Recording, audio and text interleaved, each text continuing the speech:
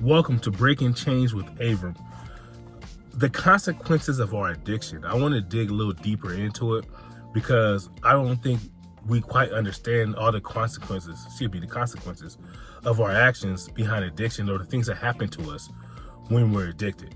And that could be health, that could be physical, or even spiritual. And I'm gonna touch on a few, but let me read something I just wrote not too long ago. Brain images studies of people with addiction show physical changes in the area of the brain that are critical for judgment, decision-making, learning, and memory. The behavioral control of these changes help explain the compulsive nature of addiction. So the prefrontal cortex, right? That helps us make sound decisions. So when we high, drunk, loaded off anything, it's hard for us to make the right decision. A good example of this is ladies that are listening, and men are listening.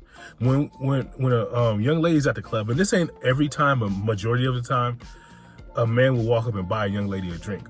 That's because we're hoping that she maybe makes some bad decisions as far as maybe some bedroom activity or whatever a person's trying to get out the situation. Buy her a drink, she feels more loose, she's willing to talk more, dance, and possibly go home with the young gentleman. Or vice versa, whatever role you're playing in that particular moment. But when it comes to the consequences behind addiction, let me say that I don't think our first one was enough as far as the reason what happened to you when you were using. It could be in jail. It could be, a butt whooping from the parents. You may have lost something. You may have been taken advantage of, but something kept you going in your addiction. The first substance I ever picked up, was marijuana.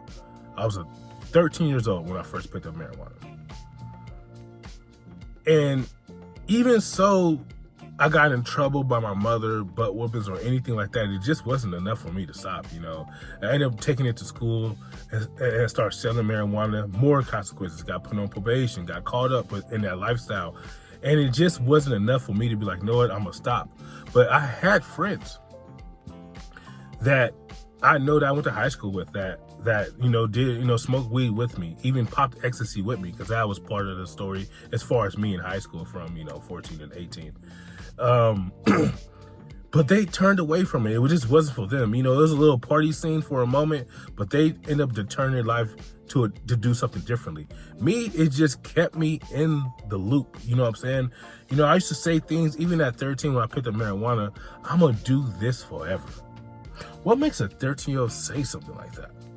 Then what's going on with me internally that I feel that I'm gonna smoke weed forever?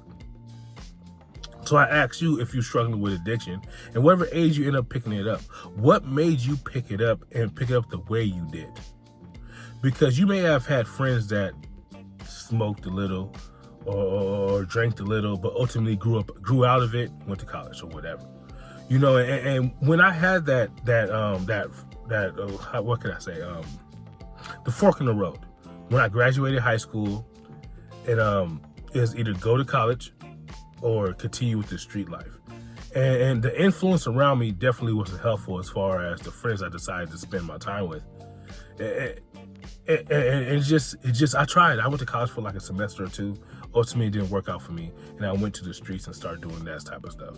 And there was many consequences, especially on an adult level, where I could have just turned at that time from my lifestyle, but I just kept going. I crossed that invisible line as far as into addiction. See, I'm a recovered alcoholic, but drugs is a part of my story. I can't tell you when I crossed that line, but it's around 24, 25, where I knew I had to drink every day. I needed to drink. And the more effect I did to my own life, the more I wasn't listening, and the things I was going through, and just the life wasn't going in the direction I wanted it to. And I'm seeing friends that are, graduating college now at 25, going to go get their bachelor's and their master's and things of that nature. It made me drink more because I'm in the pity state. Now I'm trying to find out what made me like this. So I started blaming parents, and people around me, like, this is why I'm like that. But ultimately, I was making these decisions to continue with the lifestyle. Once again, consequences. dragging my mother through court, because I was on probation at 16, 17 years old. And when you're on probation as a kid, your parents have to go to court with you.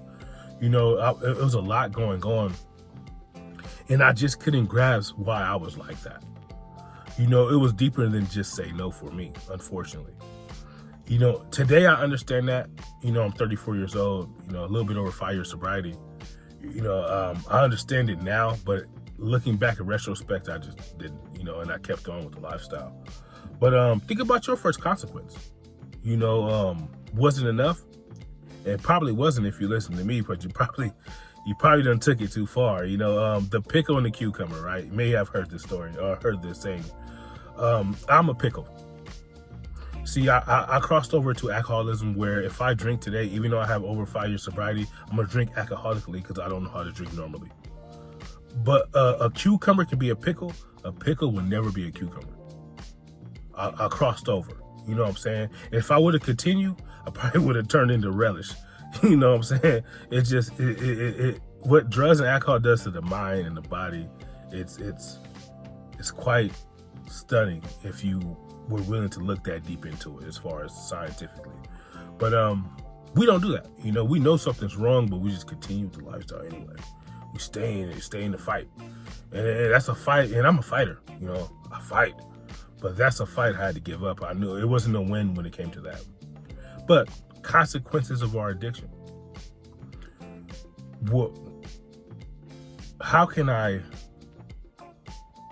change who I had became? Ultimately, there's more information I'm going to give, and I'm going to continue to explain all the information I have, because I have so much, and that's why sometimes I pause, because I'll be like, I can go on a tangent and I'll talk about so much when it comes to addiction, mental health, or what it does to our body, because I look into it even scientifically. But I'm gonna try to stay on point here as far as the consequences. And as I grow this channel, y'all will get more information about it. I'm a substance abuse counselor in California. I'm certified. I have my MHRT, mental health rehabilitation technician, and I'm continuing my education as far as sociology to be a social worker. But I feel this information needs to be given to people freely, because addiction is so big, but people feel like the addicts do it to themselves. So they're not willing to put money forth, as far as I'm talking about the government or even the politicians. They do, but it's hard to find the treatment centers or the help at times. And there's just so many people out here struggling with addiction. So if you are one of those people, just subscribe to my channel, and I promise to give you at least a video or two a week about addiction. And if there's something particularly you would like to talk about, please let me know. Once again, like I said, I have a lot of information, and I'm willing to whatever it is that you put forth in the comments, I'll make a video about it, so I can help you or a family member that's struggling with addiction.